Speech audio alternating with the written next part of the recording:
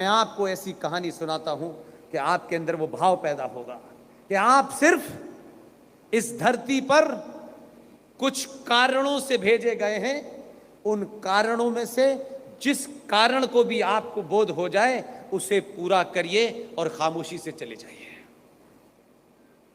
मैं उसको आपके सामने रखना चाहता हूं ताकि आपको आज के परिप्रेक्ष्य में लगे कि मैं कोई बात हवा में नहीं कह रहा। महाराष्ट्र में मराठों में एक महिला पैदा हुई। उसका जीवन कष्टों से गुजरा। कम समय में पिता की मृत्यु हो गई।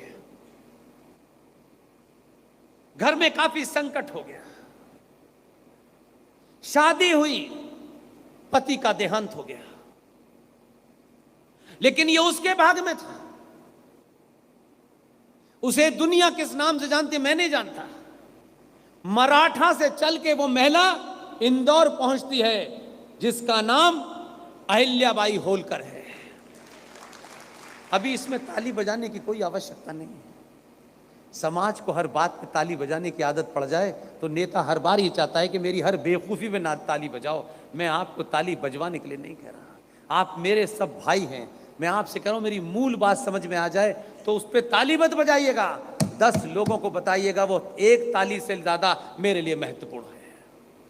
अहिल्याबाई होलकर की शादी कष्टों में हुई, जीवन कष्टों में गुजरा उसका। लेकिन क्या कन्विक्शन रहा होगा, क्या लोग थे वो। उनको सुनकर, उनके नाम लेकर के आज जो है सीना इतना हो जाता है। तब लगता है कि हम उस भारत में हैं जिसमें ऐसे ऐसे लोग पैदा हुए थे। दुनिया में मुझे गिना दीजिए, हिटलर का नाम लेते हैं, उसने इतने लोगों को मरवा दिया, ये कर दिया, वो कर दिया। आप अपने इतिहास के एक एक आदमी को सच सुन लेंगे और दिन में 5 बार भी उनको देख लेंगे। ये चाटुकारों की तस्वीरें लगी होती हैं, इन्हें मत देखिए। ये चोरी और डकैती के लिए प्रेरित कर सकते हैं, महान बनने के लिए नहीं कर सकते। अहिल्याबाई होलकर का रोल मैं आज सोचता हूं, मैं अपने आप को भाग्यशाली समझता हूं कि मैं ऐसे दौर में हूं कि जब इस संचार क्रांति नहीं थी तब देखा और इस क्रांति के सामने देखा। और मुझे ऊपर वाले ने इस काम के लिए चुना कि मैं सबके सामने वो साझा कर सकूं। इसलिए मैं अपने आप को खुशनसीब समझता हूं। मैंने सावरकर को नहीं देखा, मैंने सुभाष को नहीं देखा, मैंने अहिल्याबाई होलकर का नाम सुना, मैं ज्यादा जानता भी नहीं था। सोचिए जरा, अहिल्याबाई हो कहां, इंदौर मध्य प्रदेश में। वहां से एक महिला जिसको अपनी मुंह दिखाई में जो अशर्फियां मिली थी, जो सोना मिला था मुंह दिखाई में, क्या ईमानदार महिला रही होगी। उसने राज के खजाने से नहीं, उस महिला को पता चला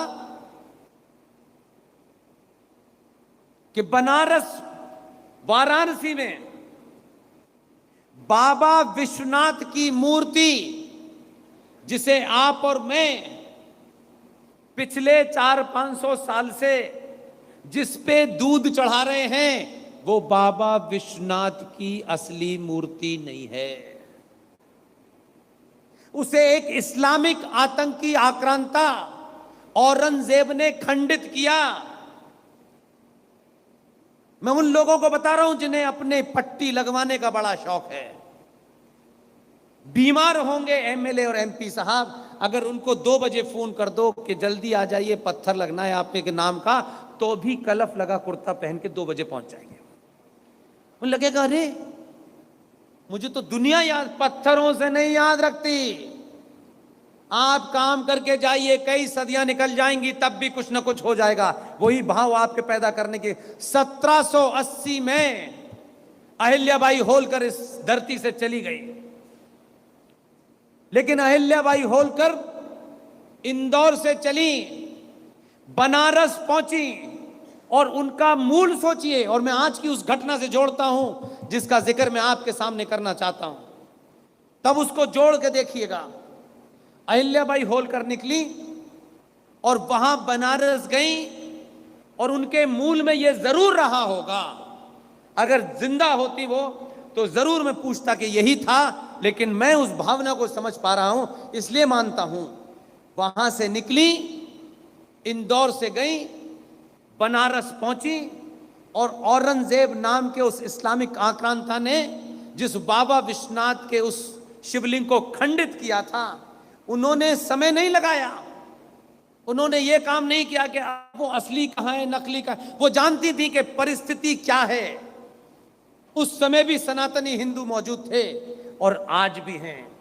उन्होंने उस खंडित शिवलिंग को उठाया और उसे स्थापित कर दिया और पूजा पाठ की, और उस मंदिर के जो ऊपर की कैनोपी होती है उसको ऊपर पूरा सोना लगवाया, कोई पत्थर नहीं लगाया, कोई इतिहास में जगह नहीं मिली। 1780 में ये काम करके वो महिला वापस आई, उसका निधन हो गया, दुनिया भूल गई। 1780 बहुत पुरानी कहानी है, लेकिन आज मैं उस घटना को जोड़ता हूं तो मुझे लगता है यही भाव था।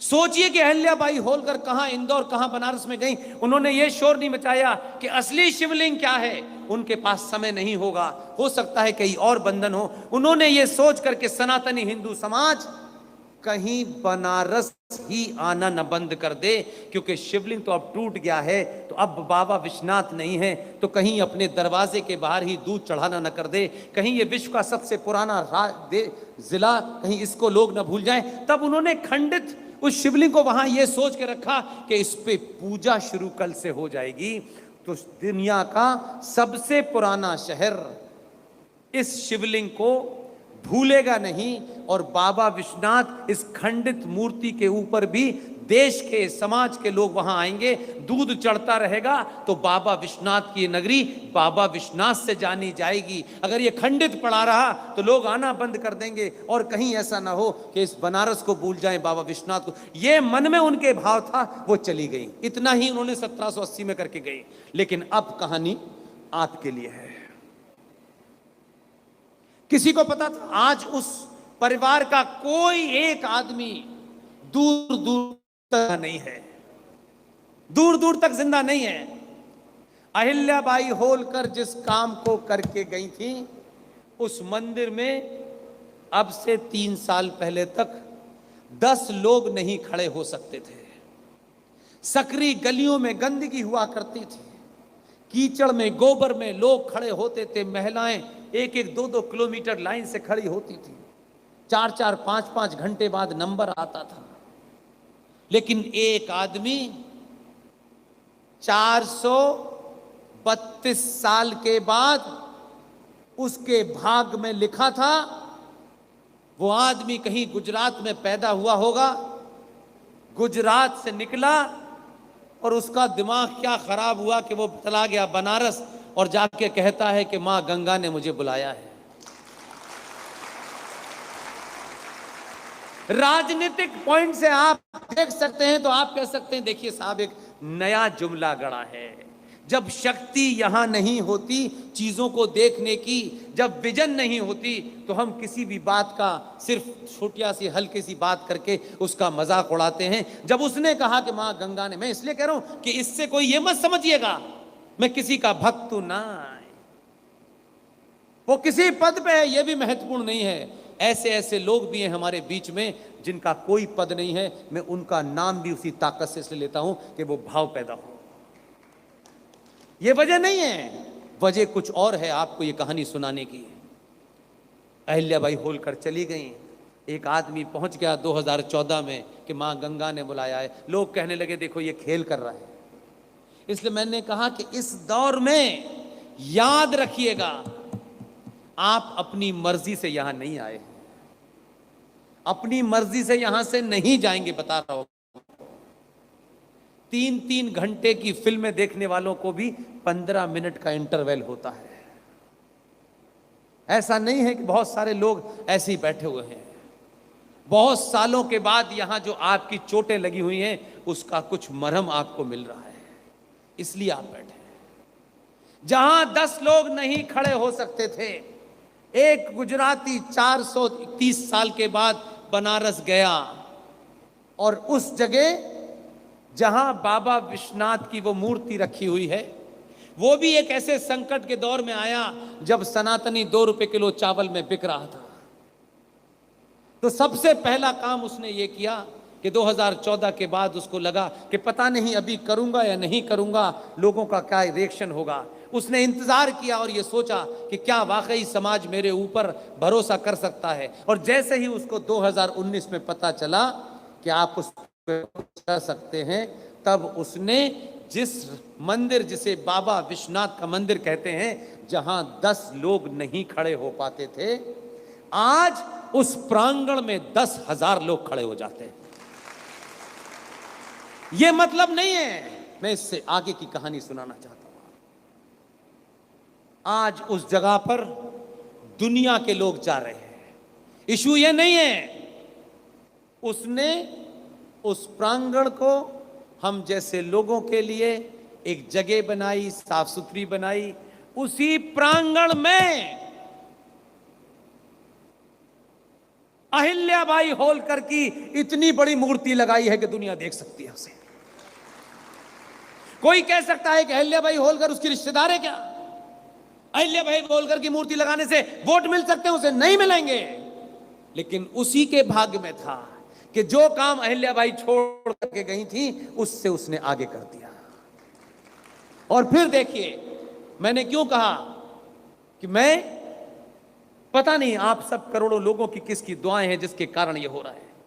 मैं भाग्यशाली हूं कि अपने सामने अहिल्याबाई होलकर के उस काम को करने वाली जो टीम है मेरी, उस टीम में 2 लोग हैं जिनके भाग्य में वो काम लिखा है। यह आपको अंदाजा नहीं होगा, आप टेलीविजन पे खबर सुन के छोड़ देते हैं, मैं नहीं छोड़ता। आज भी उस आताताई द्वारा तोड़े शिवलिंग पे ही दूध चढ़ रहा है। जब सब कुछ ठीक हो गया, प्रांगण ठीक हो गया, हजारों लोग वहां जाने लगे, अब मंदिर साफ सुथरा हो गया, अब पूजा साफ सुथरी हो गई, वहां किसी महिला को कोई कष्ट नहीं हो रहा, किसी उस उपासक को कोई कष्ट नहीं हो रहा, तभी एक घटना घटी। ये घटना, इसे आप चमत्कार कह सकते हैं, मैं चमत्कार नहीं कह सकता। ये जिसके जो भाग में लिखा है, ये उसी के हत्थे आएगा। आप ये सोचते हो ये मेरे भाग, हो सकता है कि आपके भाग में कुछ और लिखा हो, वो आप तय करें, मैं नहीं तय करता। जब सब कुछ हो गया, एक दिन बनारस के बहुत ही मिडिल क्लास से भी कोई कमजोर क्लास अगर होती है, सार्वजनिक मंचों से किसी की आर्थिक स्थिति की बात इसलिए नहीं करना चाहता, वो चारों मेरी बहनें हैं। उन 4 महिलाओं को क्यों एक दिन सपने में यह आया कि वहां जो उस प्रांगण में एक मंदिर बना हुआ है, जिसमें अब 10,000 लोग खड़े हैं, उसी प्रांगण में एक मंदिर की जगह शिवलिंग के ऊपर एक मस्जिद बनी हुई है।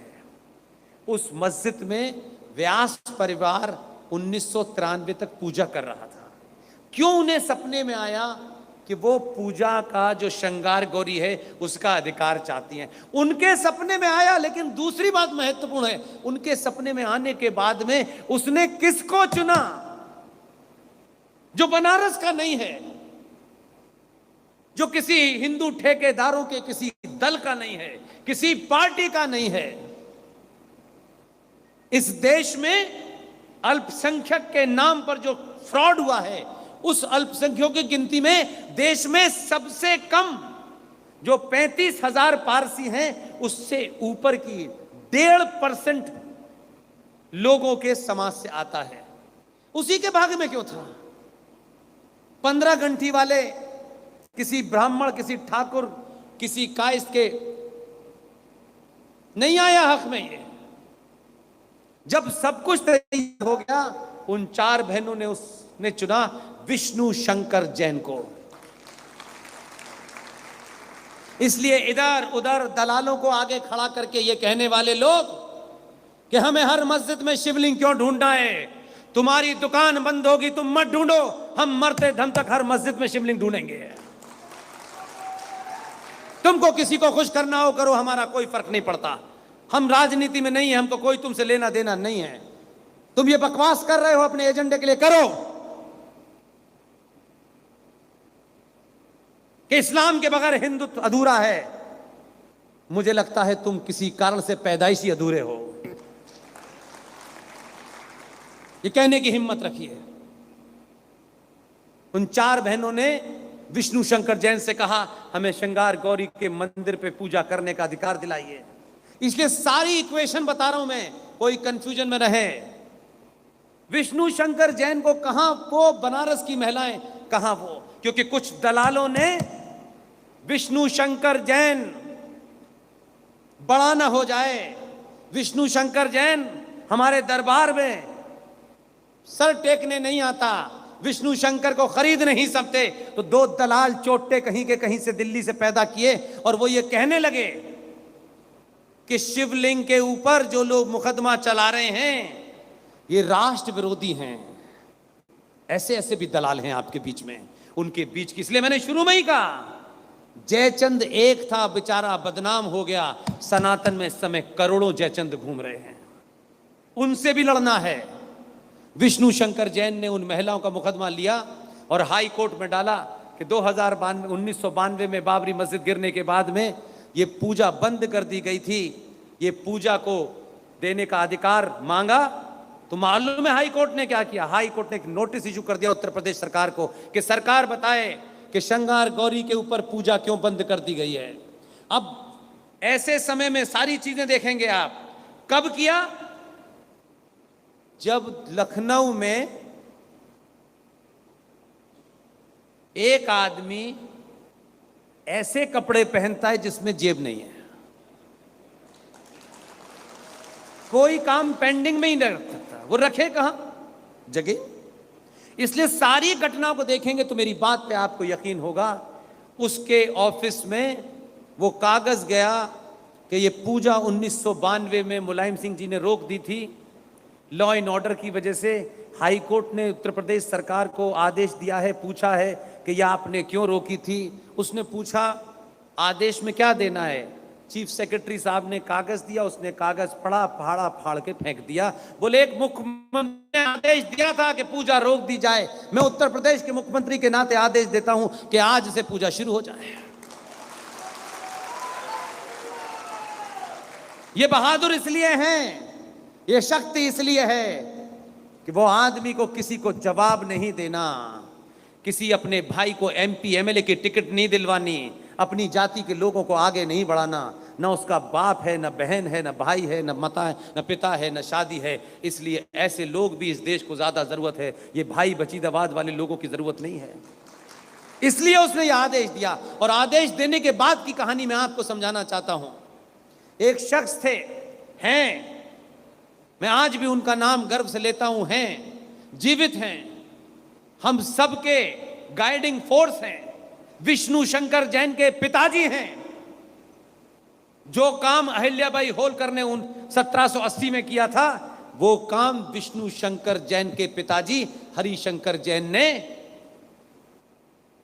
1992 में किया था। अपने हीरो को पहचानिए। आप नहीं समझेंगे, क्योंकि ऐसे छोटे मोटे लोगों की चर्चा क्यों होगी? बड़े बड़े प्रवचन देने वाले, नौटंकी यहां से लेके वहां तक, आपको वही बड़ा लगता है।